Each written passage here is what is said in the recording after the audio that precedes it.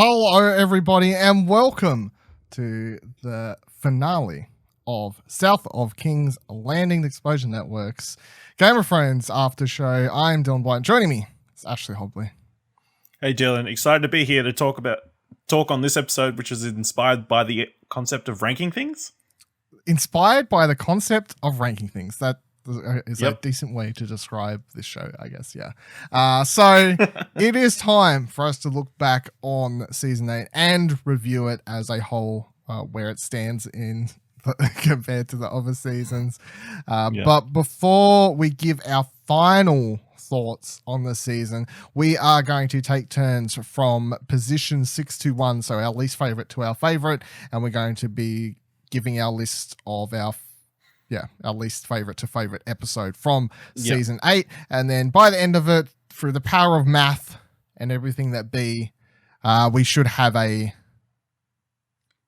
Explosion Network's officially definitive number 1 episode. So I'm just going to keep track. I suppose I would just should have grabbed this beforehand, but I'll grab it now live. It's fine. I'll grab a pen and I'll keep track of where we're ranking everything here. We can figure it out as we go. So, Ash, what is or was I think we can say, obviously, the person, if you've been watching South of King's Landing since the start, who obviously more favorable towards the season. I asked someone who loves every episode, what was your least favorite episode of the finale season? I put at number 6, The Last of the Starks, episode 4. Episode 4, right? Yeah. Yeah. Obviously, there were some moments that were a bit hard to take, and there was some awkward bits. And obviously, the episode is shrouded in controversy because of the freaking coffee cup. So you're really ranking it lower because of the coffee cup? Sure, why not? I mean, it gave us that moment, but I mean, it probably something that they should have noticed. But yeah, I think that's probably the lowest of the list. I think. All right, so.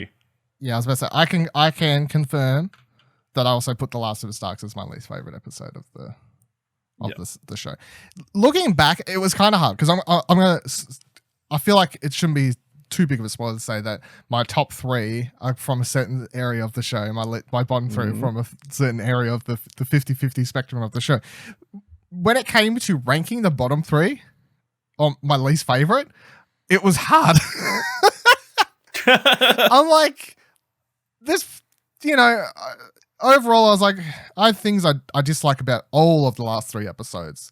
Like big things I kind of dislike from the last 3 episodes. And that's obvious, I've talked about them. But then I had to, make the list, and I'm staring at it. I'm like, Last of the Starks, like, I don't think it particularly had anything I liked as much as I did in the other 2 last 3 episodes. You know what I mean? Like, it didn't have a big moment that was kind of like, well, as much as I think that thing was shitty, it had this really beautiful shot or this really great character moment or so on and so forth. Just looking back on it, I was just like, this episode was just the most teleporty, nonsensical one to me, I guess, is the thing, It was definitely the bridging episode between the 2. Yeah.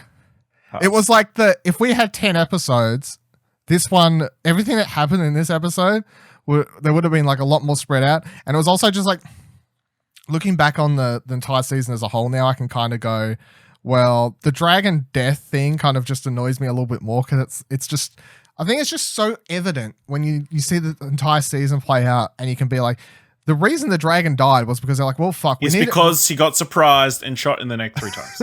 We need a way to keep Jon on the ground. So we killed the dragon. It was basically killed for story reasons, looking back, as far as I'm concerned. So, and then that started annoying me when I was trying to make my list today. I'm like, they killed the dragon. They're like, fuck. It's like they was writing to me, it's like they was writing in a certain way, and they got to this episode and they were like, and then, how Jon next week, like that thing with Dany's got, and then they're like, oh, fuck, but why wouldn't he be on the dragon? They're like, the dragon dies the episode prior. Like it just seemed like a reactionary why thing. didn't they just write it, he dies during the long night? That's exactly, Ash. Exactly. It's because that's what G.R.R. Martin wants. Exactly. That's what old Railroads wants, and that was the end of the books. And they're being super faithful, and we just don't realize it, and now he's going to change everything. Well, without marketing. I don't know. That's just one of those things. It's like the dragon death thing. It is easily solved when you just if you just have it die to all the whites in the episode prior or something. Okay, die. Yeah. Anyway, that was my least favorite episode of the season for sure. So since that was also my least favorite, I'll just shoot it straight back to you. What was the next episode on your list here? My number 5 is Winterfell, the first episode of season. First episode, okay. I think out of all the episodes, it's arguably the most forgettable. I can't, off the top of my head, think of too much interesting other than a couple of reunions that happened in that episode.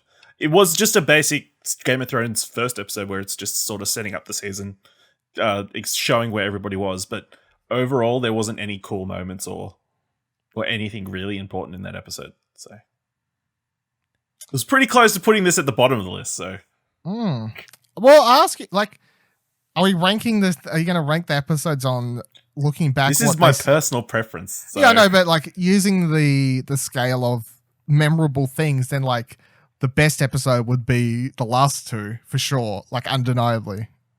Memorableness is factors in clearly. Okay, fair enough. I had Winterfell on my list at number 3. Correct. Shocking. At number 3.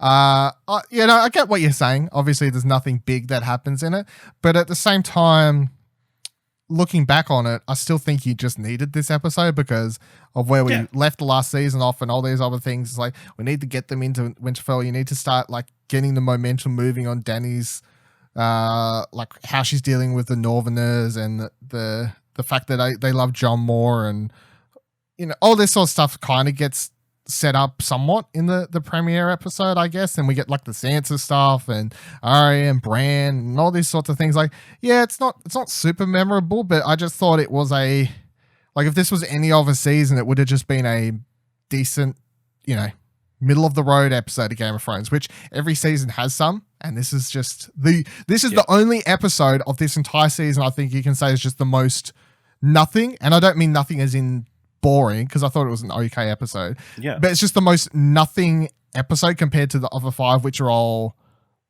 either really well liked or well hated, or at least there's something happening. This is the most... People have distinct opinions on it. Yes, yeah. So this is the most like normal episode somewhat of the season, I think. Yeah. It's just the most... No one loves it. No one hates it. It's just, It's just there. Yeah. it's just there. So, it's the forgotten one. Yeah. And because of that reason, that's why I'm quite happy to have it in the middle of my rankings, which, all right. It's just a middle of the road, perfectly fine, nothing special, nothing bad, ranking in at number 3. All right. You want to try and guess what was number 5 on my list then? Well, it's down to 2.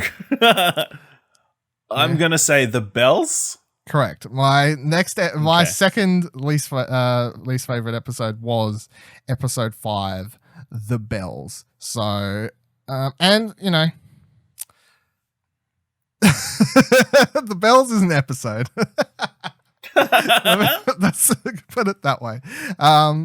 The more I look back on the season, I nearly put this one last, to be honest. It was a struggle between putting this one or The Last of the Starks. And as I was saying before about The Last of the Starks, the reason that one ended up there was because it was just such a jumping around. At least there's like nothing I liked about it at all. The Bells was obviously, we talked about at the moment where I was like, yeah, this Dany storyline's rushed for me. And, looking back on the season, it's still rushed to me. Obviously, that's not going to change.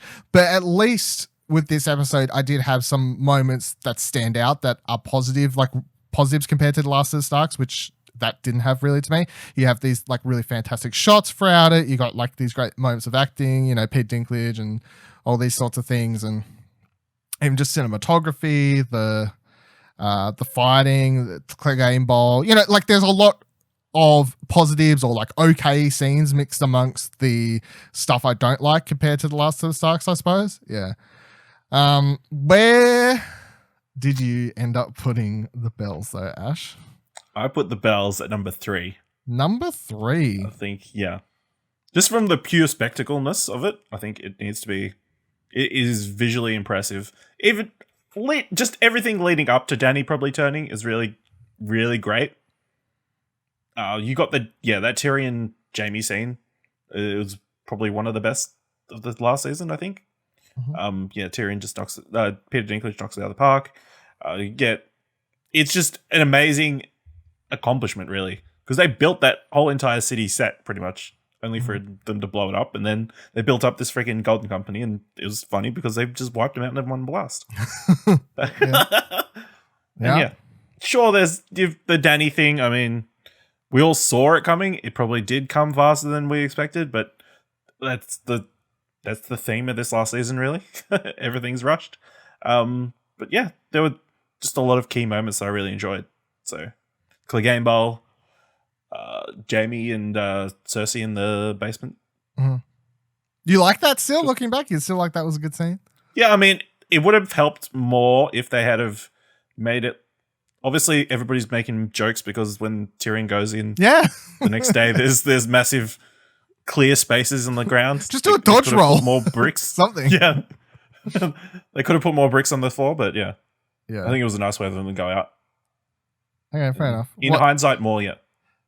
Well, yeah, the thing with Tyrion coming in there that kind of ruins it is that they want Tyrion to have that scene over the dead body, I guess, but they don't want to wait. They can't like work out a way to have like people come with him. They just needed to put more rubble. Yeah, they needed to like to have rubble for him to clear or something, or bring someone. Just rubble over all the flat bits. There's no flat ground for him to walk through. He just has to climb over the rubble. And, he accidentally steps on Cersei's face. That would have, crushes his skull. Yeah, great.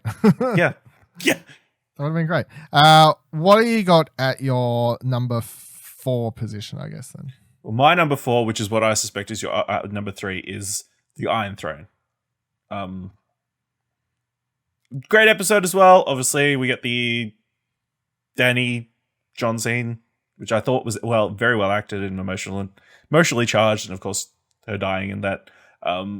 Just that opening bit where she's talking is really cool as well. Obviously, reminiscent of the Lord of the Rings, which is works through the entire episode, kind of. Everybody's been, over the last week, sort of matching and showing where different scenes are similar to Lord of the Rings and that sort of thing. But yeah, I think the Bran reveal, him being called Bran the Broken, is just more funny than respectful.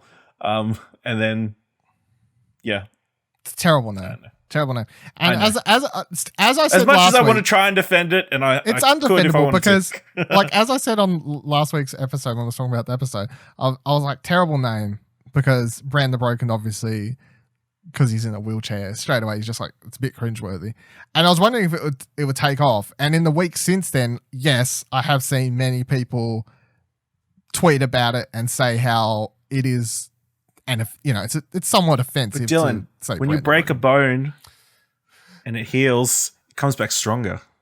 Do you really want to go down? You want to really go down this path? You want to? Not really. I don't have too much of a feeling on it. I knew that wasn't good when it was said, and I don't think it's good now. Still, no, I had this at 4 as well because I said before I had Winterfell at 3.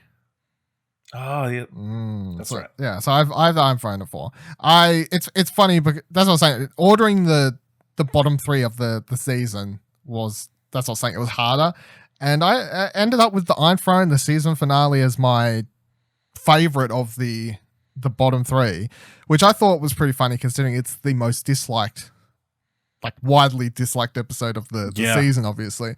But it's like, as I was saying, it has the hardest job as well. Yeah, like I give it it's like half a good episode to me is the thing. Like, and this was saying the first half. The second half is the worst part for me because, like I was saying last week, when I went into it and when I still try and look at it now and try and think about it, I think about it like, imagine a world where like you can start this episode, but we had the Dany reveal more built up and stuff. And like, I was trying to go into it with that kind of mindset. You know what I mean? Like, not be like, oh, how did we get here so fast from last episode? I was just trying to go into it like feelings for that side. Imagine we spent more episodes building up to Dany doing what she did and then like judging how she is in this episode. And I'm like, fuck, like, a world where her big turn was more slowly built up, and when she did what she did in the Bells episode was more deserving, I guess isn't the right word, but you know what I'm trying to say. Like, it just made more sense and felt deserved for her to turn. Then I just imagine the season finale starting the way it did in that world, still just being perfect. Like, there's nothing I would change about the opening of the season finale, feelings aside for how we got there. You know what I'm trying to say? Like, well, there's a couple of weird bits, obviously, like Grey Worm just teleporting to the top of the stairs. It still makes me go, how the fuck do you get there? But you got lost. Yeah, it's that aside, obviously, that's nitpicky. But that aside, her speech, her very Nazism speech, and all that sort of stuff, everyone howling, cheering, and the way it's shot, the beautiful, like, devil wing shot and all that sort of stuff, is absolutely fantastic. And I think in a different world where we got there in a much more welcome and everyone was more welcoming of how we got there, then I think everyone probably would have loved that part of the first half of the season finale a lot more, you know, because I just think there's nothing needed to be changed about that, really, in my mind. Just how we got there that needs to be changed. How much do you think they were like, it's rushed, and how much do you think it is they were going for shock value in hindsight? I find the whole thing really weird still, and and we're going to talk a little bit about this Last Watch documentary in a little bit, obviously, and I doubt that answers the questions. But you've watched that, I haven't yet because I unfortunately didn't get the chance. But I'd like to one day know what the fuck the real story was with this, because we know HBO said 10 seasons. They were willing to basically give them as much time and money as they needed to do this show because to HBO it was a moneymaker, right? So then the fingers do get pointed somewhat rightfully, and not to the degree that people are, death threats and like remake the show and fire them off Star Wars and all that sort of stuff. That's all fucking nonsense, and get out of here if you're on board that train. That's horrible stuff. But rightfully, the fingers do point at DB and Wise when it comes to who made the decision for the shorter 2 final seasons, right? That was them. And I do want to know why. Because it's like, as you're saying, like, is it shock factor? Is it just because I was sick of doing it? Is it because I felt like it actually made sense to do it this way? Is it because, there's all these reasons, and I can't like go, it's for sure this or that or whatever, because you could be right. It could be shock factor. It could be because they were bored and they just couldn't be bothered. It could be because multitude of reasons, but either way, it happened. Like, the season got cut, and people will say, oh, it's because they wanted to have these big, more epic battles rather than more money spent on, longer episodes, like more episodes and stuff. They wanted to just put all the money into the battles and stuff. But I think that doesn't really make sense in the silly, because that's not how the show was successful for its first 6 seasons. Like, for the most part, we didn't have big battles until like Battle of the Bastards or any, we didn't have big battles. That's not why the show was popular. So to look at your audience and go, I don't know. I feel like when Blackwater hit, maybe what was that season? A bit more attention. Is that season 5? And then it's those big battles or those big shocking, like, obvious Blackwater, Red Wedding were the 2 things that I think brought a ton of people. Red Wedding isn't a money battle though. That's just dramatic. Yeah, but that's a shocking thing. Yeah, like Game of Thrones is known for its shock value. It's not known for its battles. Full stop. I don't think anyone goes, Game of Thrones battles, they're fantastic. Like, I love the Battle of the Bastards. That's 1 episode, and that was in season 6, right? Yes? That was the last, season 6. So. Yeah. That's season 6, right? And up until that point, how many big battles have we had? We had like a little bit of one at King's Landing, blah, blah, blah. We started getting more of them from season 7 and 8. That's where most of the because people were actually fighting. Yeah, no, I'm not saying we didn't need the battles. We obviously did need the battles. I'm just saying that, like, the reason that people were on board this show for seasons 1, 2, 3, 4, 5 wasn't for the battles. It was for the characters and the character arcs. But it was always leading up to the battles. So it was always leading up to the battles. But I just think if you've got X amount of money in front of you and you say, our audience loves the character moments, we should use all the money on less episodes for bigger battles. It doesn't make sense to me. It would be like if they did it in Breaking Bad or something. Like, let's have bigger. Everyone's here for the characters. Everyone's here for the characters. Everyone's here for the characters. But anyway, my point is, I have no idea why they shortened the season, but I would very much like to know why the fuck they shortened the season, because it doesn't make sense to me. But it never. Maybe we'll never know. We'll never know. Never ever know. What the fuck episode was we just talking about? One day. Well, we talked about the bottom 4. So we're on to the top 2. 1 and 2. So my number 2. I'm going to guess they're going to be the same. My number 2 is episode 3, The Long Night. Mine is also episode 3, The Long Night. Okay, so our top 2 are going to be the same then. Yep, they're going to be the same. Very good. Okay. So and this is the thing. This is where I kind of, because I think, personally, looking back on the South of King's Landing, I was definitely the more negative one out of the two of us. I don't think I'm a hater of the show, for sure. I feel like I have always tried to be... On the scale, you're way far away from a hater. Yeah, I'm definitely way far away from where people... Yeah, if you look at what people on the internet are saying. But I just find it funny because, like, out of the two of us on this show, I will come across as the somewhat negative one. I always feel like every episode, no matter what I've said, it's always just been constructive criticism for the most part. And I've always mostly pointed out things I liked in every episode, even if I didn't like story beats and whatever. I feel like I've been pretty fucking fair, to be honest. But my big definitive point where I can kind of separate myself from the horde of internet haters is this episode. Because this is the episode where the internet, in quotation marks, I guess, the internet started falling off and saying the show's gone to shit. But I love this episode. Fan base splintered. Yeah, this is it. But I love this episode. Yeah, a lot. And I've watched it twice. It's the only episode I actually ended up watching twice from the whole show. Like, I found time to go back and rewatch this one around episode 4, between 4 and 5. I think I rewatched it at some point. But and I love it. All the things I said that are negative about it, that stand, and some of the things that people like to point out, they obviously stand as well. And I don't care. It's one of those things where I just don't care. They're like, why did the Dothraki go off? Why all this? Characters got plot armor. I'm like, yeah. And if I was reviewing the season as a whole, which we somewhat are in this video, I would point to things if I was writing a review for the season as a whole in this particular episode, especially when it comes to plot armor. And that's the thing, more characters should have died. It was a bit silly. But I love this episode. It is so epic. Yeah. It is so amazing. Just the way it's just put together with the music and the acting and the scene. And I love the way it was shot, and I can't wait to watch it where it's not getting sent through fucking horrible things. I've got some of these darkness. I don't mind the darkness used as a tonal thing, like I understand what they were going for. Yeah. But I do think that when I can watch it when it's not being sent and the signal's being fucked, it'll still be a little bit more enjoyable to watch. But I'm not fully against the whole it's too dark to watch nonsense, blah, blah, blah. I'm kind of somewhat on board, obviously. But yeah, Arya, as I said a million times, favorite character. So obviously she's the star of the episode.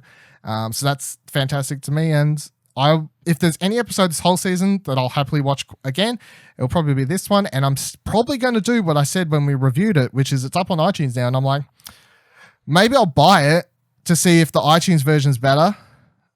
Just for shits and giggles at this point, basically, because that episode's and its signal thing is such a a news story somewhat. So now I'm just intrigued. Like, can I watch the iTunes version? Does that fix the problem? I'll buy the 4K Blu-ray, which I hope they put out. Well, they've started putting some seasons out, but I don't know if I'll. But anyway, I'll watch the 4K Blu-ray. This is the number one episode I'll want to watch straight away. This is and you'll be like, well, was it your number 2? Because there are some, like, that's the same, the plot armor things and blah, blah, blah, blah. I had it up at number 1 things. When I wrote my draft list. I was like, this is number 1. But now I start thinking about it a little bit more. I'm like, I do love it, but there are a couple things like that annoy me a little bit. So I dropped it down instead of riding on my high. Yeah. Why is it your number 2 though? Yeah, like you said, it's an incredible episode. One of the best battles in the entire show. Incredible singular character moments. Single-handedly redeemed Theon, I think, as a character. Yeah, and then Arya, that last 10 minutes, maybe? As soon as that music kicks in. As soon as that music kicks in, that amazing music. Freaking incredible. Freaking incredible. You know? Just, yeah. And it ended in a way that we didn't expect. Mm-hmm. Like, nobody sort of saw that coming, which was great. Yep. Yeah, that's that last 10 minutes or whatever it is with that, when that score starts kicking in and all that sort of stuff. That was the most like silent on the edge of my couch I've been for the entire season, because when it came to like the Dany stuff and whatever else, that was more. I was shocked when she did it, but at the same time, I was like, I was like, that doesn't. I don't feel right about this. Whereas the 10 minutes edge of couch for this is like, I was like, oh shit, what's going to happen? How they get out of this? Are they all about to die? Like, what's this mean for the rest of the season? You know, it was just like, but it all made sense. And then I feel like a lot of people, the point where they go off the episode is obviously when Arya comes out and kills him, just stabs him. But the reason the episode doesn't fall apart for me was because when she stabbed him, I was like, fuck yeah, you know, like I was 100% on board with what was happening, and I feel like a lot of people fall off at that stage because they're like, well, that doesn't make sense, or fucking Arya, or oh, really, the Night King got killed by one dagger, blah blah blah blah blah. But yeah, the overall, absolutely loved this episode. So then our number one episode between the both of us is episode 2, A Night of the Seven Kingdoms. Why is this your favorite episode of the season, Ash? It was just perfect. Full it was stop. Just a chance. Yeah, pretty much. It's just a moment of everybody sort of taking a beat. Sort of all these characters that we've grown to love over 8 seasons, interacting and intermingling, and you know, just the calm before the storm. That beautiful scene in front of the fire with all the different people. It gave us freaking Giant's Milk. It gave us Brienne smiling for the first time, I think, in the entire series. I think so. You know, and then freaking Pod singing like a boss. Great song as well. Welsh song.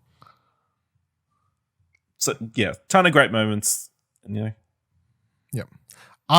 It's so funny because, like, looking back on episodes is quite funny, because I remember obviously when we talked about it, it's like, this is the calm before the storm. Like, next week, so many people are going to die, blah, blah, blah.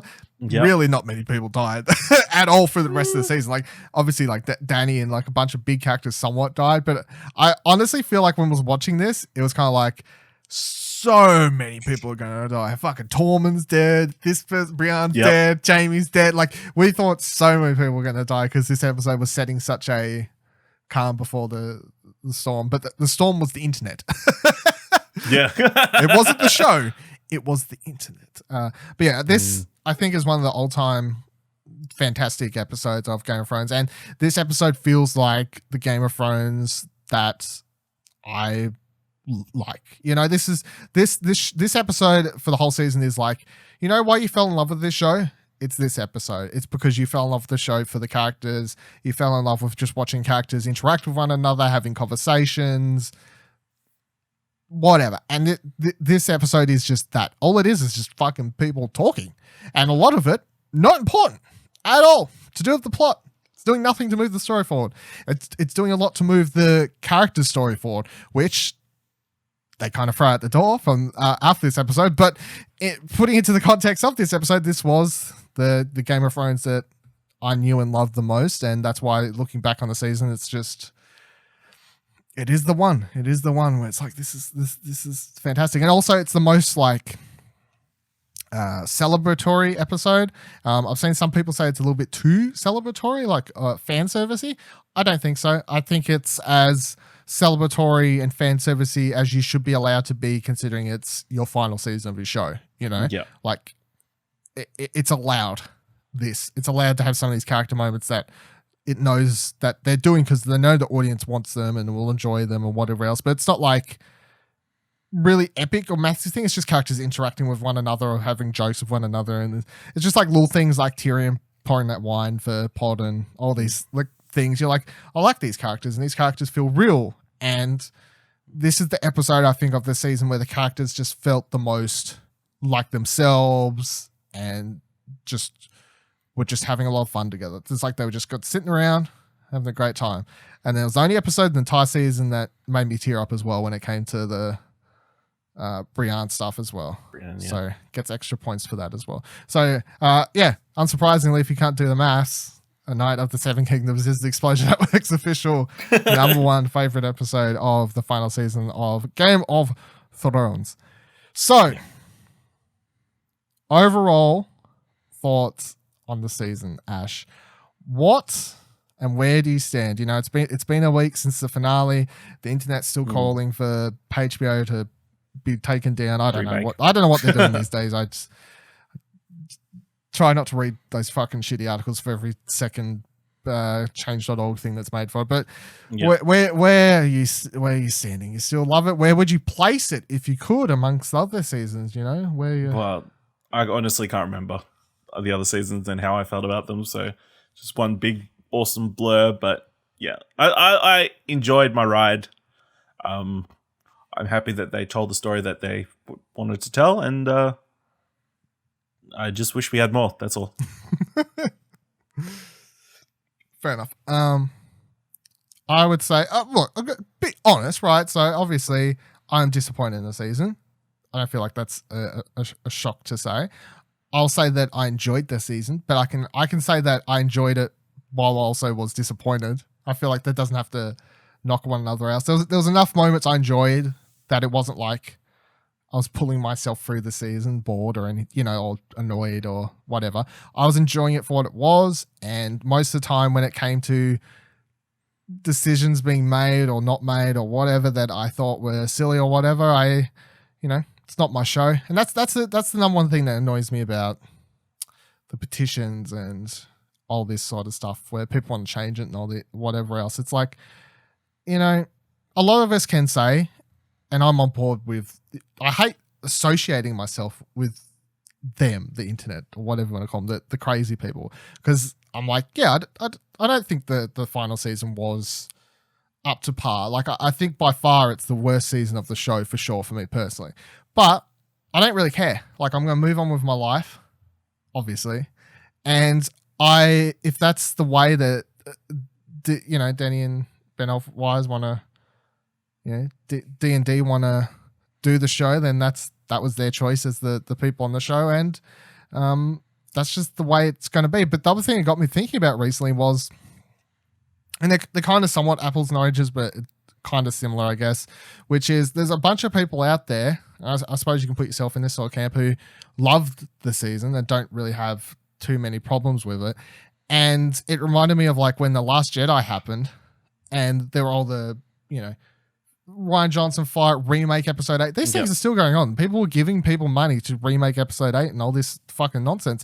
And the amount of negativity that was surrounding it, and not critical thinking, just straight up negativity bullshit is what I want to differentiate. I'm not saying you have to like The Last Jedi or you have to like South of King's Land. That's the show. Game of Thrones or, whatever. You can not like something. That's fine. But I'm talking about the straight up negativity bullshit, and the amount of that was surrounding The Last Jedi drove me to the point where I kind of just started unfollowing a heap of, like, muting Star Wars on Twitter at one point because I just got sick of seeing so much stuff, and it kind of drove me away a little bit. And then the solo stuff added on top of that, and it's like Star Wars is going shit, fire Kathleen Kennedy, all this sort of stuff. It drove me away somewhat, or at least bridged a gap for me for a period of time from Star Wars, just because I thought it was nothing but negativity. So it just got me thinking recently about, like, I feel bad for the people who just love this season and are going to get drowned out by the people telling them that their opinion is wrong when they're not asking for it. And by that I mean, someone could tweet something and be like, I love season 8, blah, blah, blah, blah. And someone's just going to reply to them because they can and be like, it's shit, you suck, or something like that. It's like, why do that? That's that's terrible. Why would you bother doing that? So that's odd. Apples and oranges, somewhat different beasts, but at the same time I thought it was relatable somewhat. Game of Thrones season 8, done and dusted, kind of. You watched the Game of Thrones The Last Watch documentary, which is this HBO 100 and whatever minutes you said it was. 102 minutes. 102 minutes. I haven't had a chance to watch it yet, unfortunately, as much as I would have liked to. But tell us about it, and was it any good? It's pretty great. As a behind the scenes documentary, it pretty much is more focused on the actual making of, or the people who were working on the show, rather than, I think they've been doing the inside the episodes after putting them up on YouTube videos where they've been sort of explaining what happens in the episode and the motivations, that sort of thing. That wasn't too much the focus. They just sort of go through that whole period. Although the one thing I wish they had have added was like noted at what times things have happened. Like, this happened in April 2017. Oh, it doesn't give you like dates and months or no, it doesn't give you dates or like the time difference, which is crazy because they keep talking about this crazy schedule that they had on it, and you got no idea what the actual schedule was. But yeah, incredible. One thing I really liked is they focused on one of these background extras called Andy MacLeod. Is that the guy I've seen in all the trailers with the beard or whatever or something like yeah, that? I think so. Yeah. He's he's been working on the show for 5 years. Super passionate, really in love with the show. Just such positivity, especially after this last season for the internet. It's just nice to see somebody who's in love with Game of Thrones. The other thing is they show the table read. I seen that on Twitter. People's reactions. I saw Kit Harington's reaction. Yeah, clip. Kit Harington didn't read the scripts before the read through, so all his reactions are like authentic. So I kind of hope they've got all that footage and one day makes it on the internet, just so we can all watch Kit Harington react to different maybe moments, on the Blu-ray, the full thing. Hopefully, that'd be great. Just Kit Harington reacting to the final season of Game of Thrones. It's Peter Dinklage reading it too, isn't it? Is he reading the script? I think Andrew Koegman. Okay, it sounded like Peter, because obviously I just watched a clip on Twitter. I was like, is that Peter Dinklage? Well, it's a read through, so people were reading their lines. Okay. Yeah, so yeah, pretty great. Also focus on the makeup people and the incredible makeup they did through the entire last season. Obviously, they had to do all the whites and then all the people covered in ash. It's also really weird to see the whites just walking around set. I think it's weird to see the Night King just standing there. Yeah, just chilling. Yeah. Yeah. Yeah. And then, they don't focus too much on the actual cast, but Emilia Clarke, you see her getting ready every morning in the makeup chair, like getting all her hair pinned down and everything, and putting on that wig was pretty new level of respect, because clearly she's getting up at like 3 o'clock every morning to get ready before everybody else comes in. So crazy. Although there is this one great line, which I think the internet is probably going to catch a hold of. Miguel, the director of the battles episodes. The battles, yeah. He's driving the car and he's talking about not really keen on the 55 night shoots in a row or whatever. He's like, the quote is something along the lines of, hang on. It's David and Dan's fault, really. They wanted to do something bigger. Oh, yeah. Yeah. That could fuel some fire. Yeah, that could be used incorrectly out of context. Yeah. Definitely worth a watch. If you haven't cancelled your Foxtel yet. Or HBO or whatever. But or HBO, yeah. I didn't see too many people on Twitter tweeting about it today while I was out at work, and I clicked on the hashtag The Last Watch just to see what people's reactions to it were, and most of them were being like, like all the haters should watch this, so they appreciate everyone's hard work and all this sort of stuff, blah blah blah blah blah. I feel like, look, like there's two worlds of this, and we're living in obviously the bad version of the world, which is that this comes out, and because of the negative reaction to the last season, that this documentary that I feel like in their minds when they were making was supposed to be this after the week after the finale, big hurrah, everyone will still tune in. It'll be everyone's love the show, big celebration. It'll be great.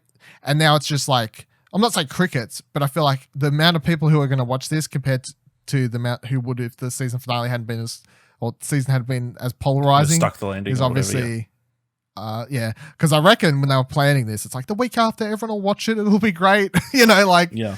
But now it's just like people who either, the ones who hate the show, I don't think are going to watch this. So, and that's it's obviously a very large, it's not even a minority at this point, because I think that Change the Dog thing got up to like 3 million signatures or something ridiculous. So, like, that's a lot of people. But how many people are there just for jokes? And maybe all I'm saying is like, you got to wonder like how much they're like, more people might have left their subscription on for another month or something to watch this if the landing had been stuck. Yeah, just little things of interest. All right. Well, that is it for South of King's Landing, the finale. We hope that however you felt about the final season, you've enjoyed at least watching our discussions about the show. Will South of King's Landing continue? We hope so. We do hope to have more Game of Thrones related content coming in the years that follow with more shows and stuff. Maybe. So that's the plan at the moment, but who knows? Yeah. So is this show dead? Maybe. I don't. Hopefully not. Hopefully not. Hopefully it can rise from the ashes. It's like It's on. Is there any characters we don't know are alive or dead? No. Well, just hibernate this thing for the time being. Hibernate. You can, of course, watch the video version for this show to see our lovely faces at youtube.com/Explosion Network, where you should subscribe, like the video, ring the bell, your favorite episode, so you don't miss our next episode. Or if you'd rather, you can just listen to the show. It is available on all podcasting services, including Apple Podcasts and Spotify. Just search for South of King's Landing or Explosion Network. It'll show up either way. Whatever you want to do, find out other shows, find what you want to watch. We can hear Nick talk about Game of Thrones a lot more negatively than I do. You can follow me on Twitter at VivaLadil, VIVALADIL. You can follow Ash on Twitter at Ashley Hobby, SHLEYHOBLEY, and you can follow Explosion Network, which this is a production of, at Explosion Pod. Thank you for coming along on the Season 8 journey. The North remembers. Bye-bye.